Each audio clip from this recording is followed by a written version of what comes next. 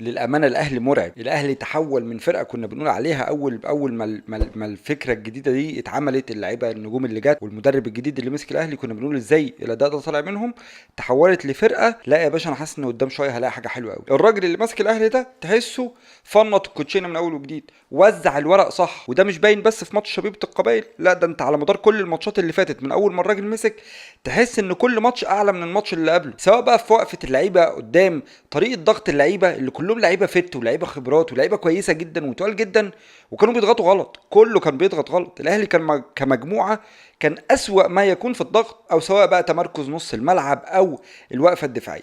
لكن يفقد الاهلي بعض النقط المهمه اللي لسه عايزين نتكلم فيها. ابتدي مثلا الكلام بتعليق كده بسيط عن تريزيجيه. تريزيجيه هو نجم من نجوم الاهلي، وانا بالنسبه لي هو نجم الاهلي دلوقتي. ده اشمعنى يعني في وسط النجوم دي كلها؟ عشان ده ابن الاهلي، ده الراجل اللي اتربى في سور الاهلي، ده الراجل اللي شرب ميه الاهلي مع مع الناس القديمه، الناس التقيله، تريكا وغالي ومتعب وبركات، ده اللي طلع وسطيهم. فانا بالنسبه لي هو ده البابا بتاع المجموعه اللي موجوده دلوقتي. لكن او عشان كده يعني هفضل غلطته اللي قد كده همسك فيها 6 7 ايام، مش هسكت يعني. ده ما يتعدلوش. وانا كده كده يعني مش هتخانق معاه يعني، ولا كارف ولا حاجه. بس انا الوم على تريزيجيه في حته الصربعه المبالغ فيها اللي هو فيها دي. يا تريزيجيه، التريث والهدوء اهم ما يميز اللاعب الخبره، وانت راجل مريت بخبرات ما تثقلك في الملعب بشكل يقدر يخليك تمسك يعني تبقى كابتن الفريق، وتقدر تمسك النص الهجومي ده كله للنادي الاهلي. انا مستغرب انت في بعض الكور انت بتسبق الكرة وانت بتجري من كتر اللهوجه. انت في كور بتيجي تحط جسمك قدام، يعني ده المدافع، بتسبق المدافع صح وبتحط جسمك قدامه صح، من كتر ما انت متسربع ومستعجل ومتلهوج بتعدي الناحيه التانية، الراجل بيوصل للكوره. قيس على كده بقى حاجه وانت بتعمل سبرنتات يعني حتى الكوره اللي انت رحت بيها انفراد دي، انت جريت، هي استلامه 100 100 100 100 100، بس هو ده اسلوبك دايما، بتسبق وبعدت رجلك تجيب الكرة من ورا. بتجري احيانا سبرنتات الكرة بتعطل منك. آه، حط على ده بقى كل ده في الملعب، ما دام ما بيأذينيش مش هتكلم فيه. لكن قدام الجون لما تتحول بقى، لان انت قبل ما تجيب الجون او قبل ما الاهلي يبتدي يسجل، ان انت مضيع 3 4 تجوان تقريبا، 3 4 تجوان بسبب الصربعه، الكورتين اللي بالعرض دول اللي بتخش تترمي لانك داخل بسبرنت زياده انت مش مطالب بيه دلوقتي. انت يعني وصلت المنطقه مش محتاجه جري، مش محتاجه سرعه، مش محتاجه فرهده، انت جوه الستة ياردة بتجري فين؟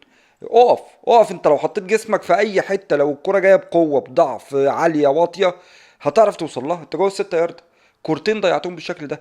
الشوط الشوطين اللي شطهم في نص الملعب، سواء الاستلامه اللي انا بقول عليها دي اللي رحت بيها انفراد، او في كوره بعدها برضو شطها بشمالك كده. انا عارف ان الكورتين اتشطوا بشمالك ودي مش رجلك، بس الشوطه رايحه بقوه حلوه بدقه كويسه، محتاجه بقى التركيز، الركنه محتاجه ان هي تروح صح. او حتى في الكورتين، يعني لو افترضنا ان دي مش رجلك، انا ليه اشوط برجلي مش رجلي اصلا؟ يعني ليه انا واصل لحد من اللهوجه اشوط برجلي مش رجلي؟ لو انت مش ضامن الكوره 100% ما تقف، اقف واعدل على رجلك، اقف والعب مع زمايلك. يعني انا عارف ان انت هتقول انا ببالغ او يعني الموضوع مش واصل للمرحله دي، بس لا يا باشا، الماتش لسه فيه كتير، في كتير انك تجرب. انت لسه في اوله ولسه 0-0 ولسه في اول 5 6 10 دقايق. اقف وجرب، اقف اعدل على يمينك وحط، او هتاخد الريسك وتلعب بشمالك ما عنديش اي مانع، بس تلعبها زي ما الكتاب بيقول. مش هتعرف اعمل الصح. هو ده كل اللي انا عايزه من تريزيجيه. الفدائيه المبالغ فيها دي بتخسرك انت والله اكتر ما بتخسرنا، لان انت الكرة وانت معاك انت مفيد، انت بتعرف تشوط على الجون، بتعرف تروح، بتعمل كل حاجة صح.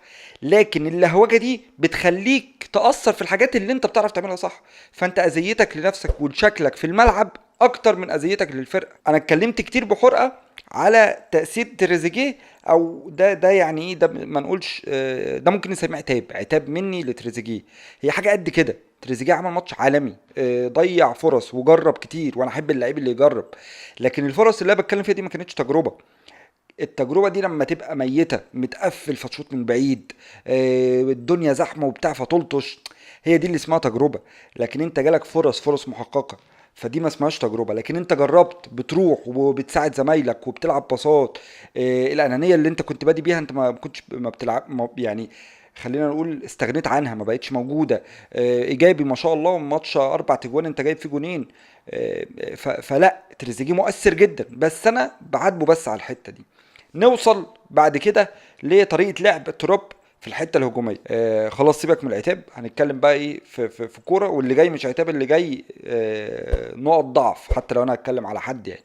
فطريقته في الحته الهجوميه عاجبني قوي، تغيير نوع لعبه من ناحيه اليمين ومن ناحيه الشمال في الحته اللي قدام. يعني هو بالنسبه للباكين سواء هاني او كوكا الزياده بتاعتهم مش مطلوبه ان هي تكون دايما بشكل مستمر. بنشوف الاهلي دايما لما بيجي يطلع من الناحيه اليمين بتلاقي هاني واقف على الخط مستني ورا ما بيزيدش، زيزو بيمله بيميل ناحيته، بن شرقي في كرة دايما كده الاهلي بيعملها، هاني واقف زيزو جنبه على الخط قدام، بن شرقي اللي هو ناحيه اليمين بيقوم نازل خطوتين ثلاثه مطلع الراجل اللي واقف معاه مفضي الدنيا لمين؟ لديانج اللي رايح من القلب رايح يلعب في الحته دي. الكره دي اتكررت في الماتش ده 3 4 مرات، ومش من ديانج بس، ديانج احيانا هو اللي بيبقى واقف مرحل على الخط بيبقى ساحب الراجل بتاع نص الملعب معاه، زيزو هو اللي بيملى الفراغ اللي بن شرقي بيعمله لما بينزل لنص الملعب وبيسحب الراجل المدافع معاه. الحته دي الاهلي عملها كتير قوي ناحيه اليمين في شبيبه القبائل، جميله جدا الحته دي، اهلي عملها كتير قدام الزمالك. دي طريقه هجوم الاهلي من ناحيه اليمين، وعشان كده بقول لك هو الكفه مش او الطريق الناحيتين ما بيهاجمش بنفس الاسلوب.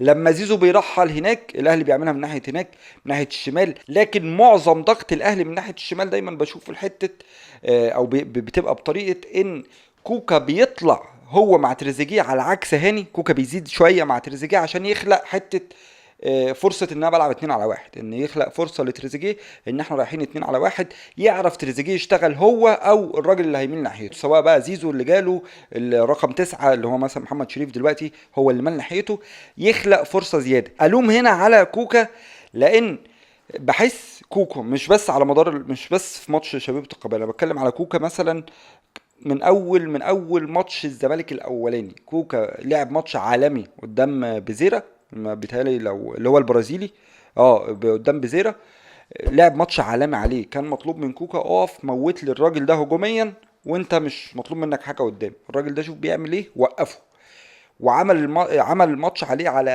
اكمل وجه.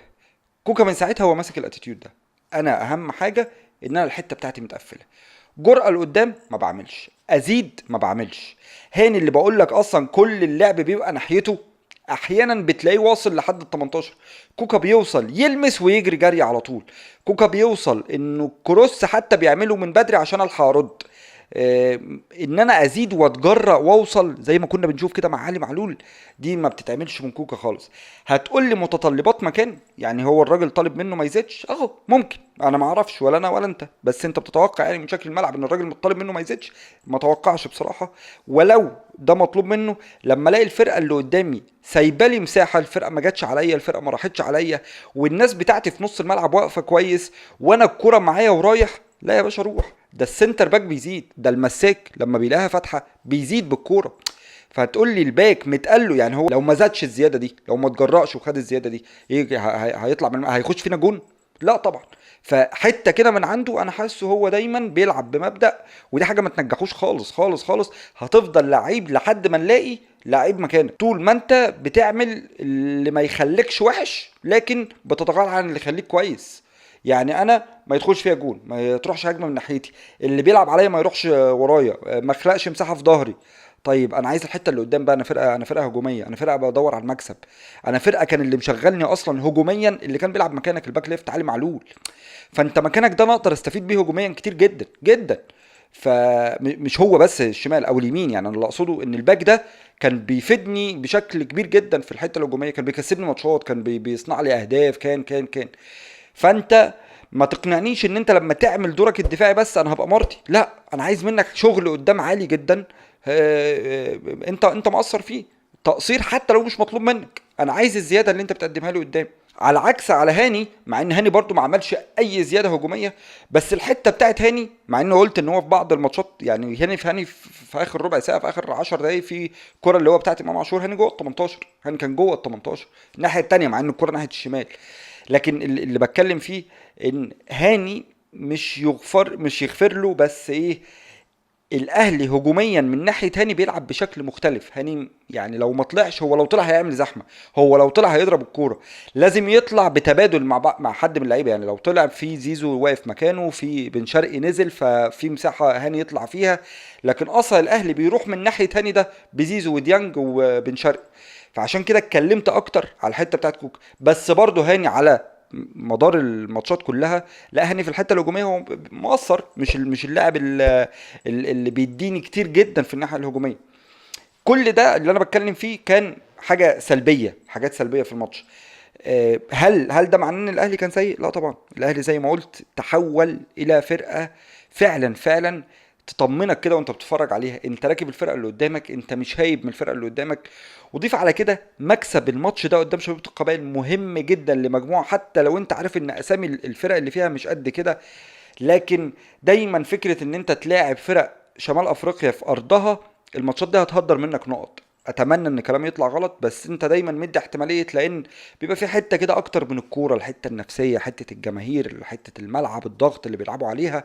فانت ماتش الشبيبه وماتش الجيش الملكي بتاع المغرب، الماتشين دول هيهدروا منك نقط بشكل كبير جدا عندهم. فدايما ان انا من اول ماتش ابقى مركز ان انا الماتشات بتاعتهم هنا اعمل الفرق واكسب. دي حاجه كويسه جدا. كسبان بفرق 3 جوان، تفرق تريحنا. يانج افريكانز فاز على الجيش الملكي، هو تاني المجموعه، فايز 1-0 تقريبا. فانت عندك ماتشات يعني انا وصف للمجموعه دي، الفرقه اللي هتنافسك هي فرقه جنوب افريقيا يانج افريكانز. الفرق اللي هتبقى غلسه وتصعب عليك المجموعه والصعود هم الجيش الملكي وشبيبه القبائل، وبالذات الماتشات بتاعتهم في ارضهم. فكان مهم جدا مكسبنا هنا. مكسبنا في مصر كان مهم جدا، ومكسب مريح، مكسب يطمنك، الراجل تحسه ماشي على التراك الصح. بشكل الاهلي ككل، يعني اللي بيفهم كوره واللي ما بيفهمش كوره هو مستمتع، هو شايف وحاسس الاهلي قوي، حاسس الاهلي بيعمل، حاسس الاهلي بيشتغل. اللعيبه اللي كنا بنلوم عليها وحاسين ان هم ما لهمش اي لازمه، لا كل لعيب بقى تقيله دلوقتي في مكانه. حتى لو ما وصلش لسه حتى لو ما وصلش لسه للليفل اللي انت طالبه منه او اللي انت مستنيه منه، بس انت مرضي بالشكل ده، حاسس شايف المستقبل بتاعه. فده اللي مريحك. الراجل بدأ يدخل حمزة عبد الكريم، الراجل اللي كان الشاب اللي لسه كان بيلعب في كاس عالم شباب تحت 17 سنة، دخله في ماتش افريقيا. عجبتني جدا الموضوع ده. بدأ يدي لامام عاشور، عايزه يشارك. بن رمضان بعد ما اعتمد بشكل كبير جدا على ديانج، دايما بن رمضان بيخليه في الصورة، ما بيبعدوش عن الصورة. فتحسه كده هو عارف يشغل الدنيا صح. ماشي بشكل كويس، حاسس ان شخصيته ماشيه مع الاهلي، عارف هو عايز ايه، وواثق من نفسه في القرارات اللي هو بياخدها. انا ببني الطوبه دي عشان انت مش شايف انا ببنيها ليه، بس انا عارف ان انا هحط عليها ايه، وعارف دي هيتحط عليها ايه بعد كده. ف الاهلي بقى مريح بالشكل اللي انا اعنيه، يعني انه مطمني دايما قدام اي فرقه بيلعبها، او مش دايما يعني مطمني على مدار الماتش قدام اي فرقه بيلعب. حاسس ان انا قادر اركب الماتش، حاسس ان انا قادر اروح بسهوله. بضيع كتير دي وحشه، بس اما اضيع كتير وانا بجيب كتير دي بالنسبه لي مش وحشه. معناها ان انا بهدد كتير، الاجوان مش وليدة الصدفه ولا حاجه. انا لاخر لحظه مركز، اخر 10 دقايق بجيب جونين. فدي حاجه ايجابيه في الاهلي. ان شاء الله الجايه احسن واحسن، وباذن الله تكون دي احسن بدايه للبطوله ال 13 للنادي الاهلي ان شاء الله. وبكده بقى وصلت نهايه الحلقه، استنوني ان شاء الله في الحلقه اللي جايه، والسلام عليكم ورحمه الله.